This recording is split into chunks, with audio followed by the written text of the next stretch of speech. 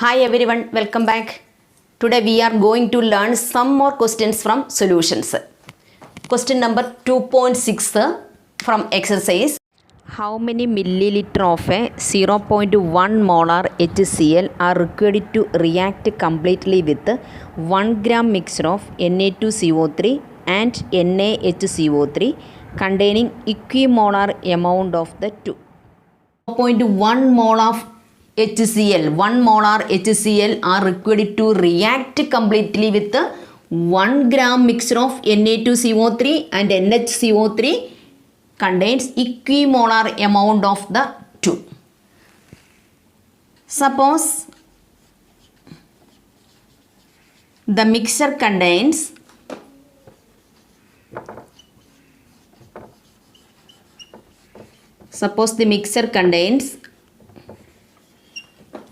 A moles of Na2CO3 and A moles of NaHCO3. കണ്ട ഇക്വിമോളാർ എന്നല്ലേ പറഞ്ഞത്. അപ്പം നമുക്ക് Na2CO3യും എ മോൾസ് ഉണ്ട്, അതുപോലെ തന്നെ NaHCO3യും എ മോൾസ് ഉണ്ടെന്ന് എടുക്കുക. ഇനി നമുക്ക് മോളാർ മാസ് ഓഫ്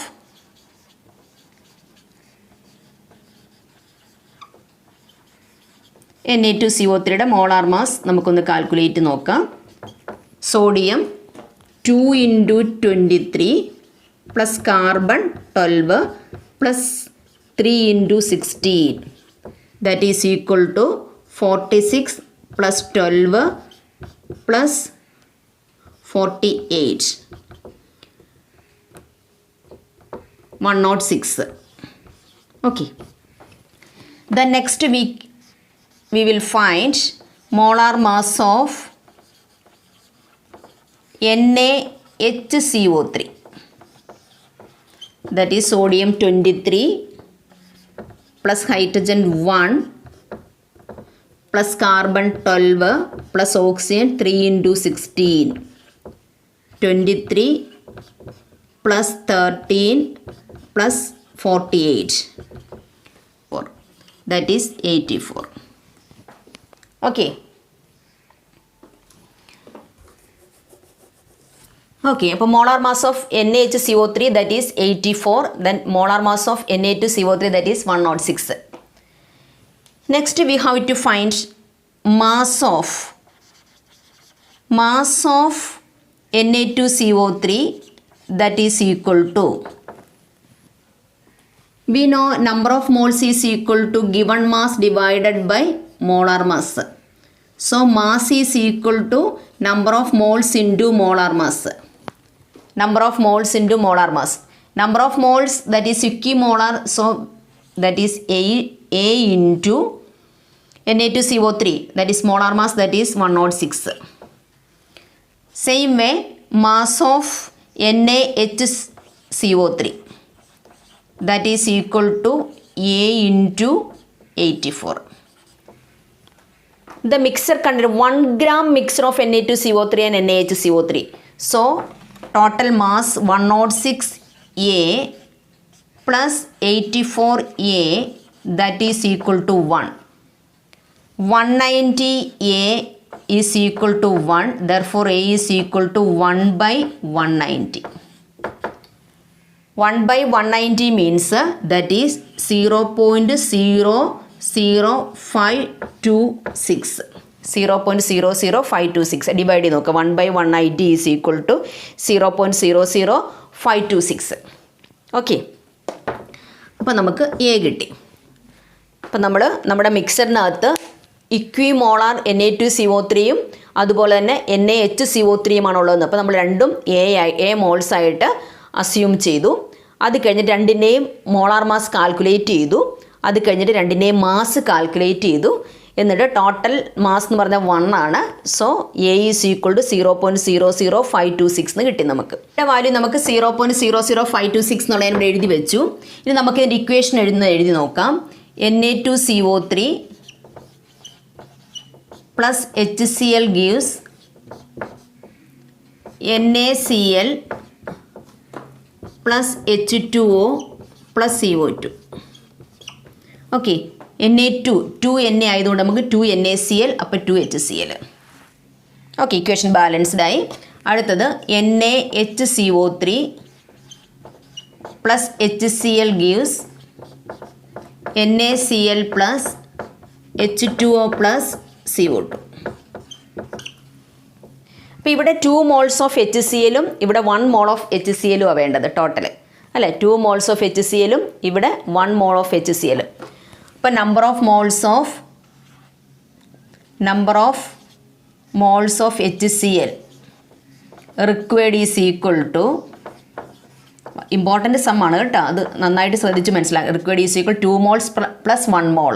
അപ്പോൾ 2 mole means that is 2A plus 1 mole means that is 1A, that is equal to 3A. 3A we know that is 3 into 0.00526. Okay, 0.00526 that is equal to 0.01578. We should find the volume of HCl in how many milliliter, millimole അല്ല, how many milliliter ആണ്, in milliliter. Okay, then 0.1 molar HCl is given there. 0.1 molar molarity also given there. So molarity is equal to number of moles of the solute divided by molarity, that is volume of the solution in litre ആണ് അല്ലേ. Volume of the solution in litre ആണ്. അപ്പോൾ നമുക്ക് milli ലിറ്ററിലാണ് വേണ്ടത്. അപ്പോൾ volume കാണാൻ വേണ്ടിയിട്ട് volume is equal to number of moles divided by molarity. Number of moles that is 0.01578 divided by molarity that is 0.1. This is in liter. We should find out in milliliter. Okay, so we should write here into 1000. Then that is equal to 15.78 divided by 0.1 is equal to 157.8. Volume of HCl in milliliter in ml. Okay, അപ്പോൾ ഈ problem ഭയങ്കര important ആണ്. Na2CO3 plus 2 HCl gives 2 NaCl plus H2O plus CO2. NaHCO3 plus HCl gives NaCl plus H2O plus CO2. The number of moles of HCl required, here 2 moles and here 1 mole. Then total that is equal to 3A. 2A plus 1A that is 3A. 3A that is 0.00526 that is 0.01578. ഇനി volume of HCl in millilitre ആണ് നമുക്ക് വേണ്ടത്. നമുക്ക് ഇത് വെച്ച് ചെയ്യുമ്പോൾ volume of in litre ആണ് വരണത്. അപ്പോൾ തന്നെ നമുക്ക് മില്ലി ലിറ്ററിലേക്ക് കൺവേർട്ട് ചെയ്യണം. അപ്പോൾ നമുക്ക് അത് കൺവേർട്ട് ചെയ്തിട്ട് 15.78 divide by 0.1 that is equal to 157.8 ml. Okay, അപ്പോൾ ടീച്ചറിൻ്റെ ക്ലാസ് ഇഷ്ടപ്പെട്ടെങ്കിൽ ലൈക്ക് ചെയ്യുക, കണ്ടിന്യൂസ് ആയിട്ട് ക്ലാസ് കിട്ടാൻ വേണ്ടി സബ്സ്ക്രൈബ് ചെയ്യുക. ഇനി അടുത്ത ക്ലാസ്സിൽ വേറൊരു പ്രോബ്ലവുമായിട്ട് നമുക്ക് കാണാം. അതുവരെ ബൈ ബൈ.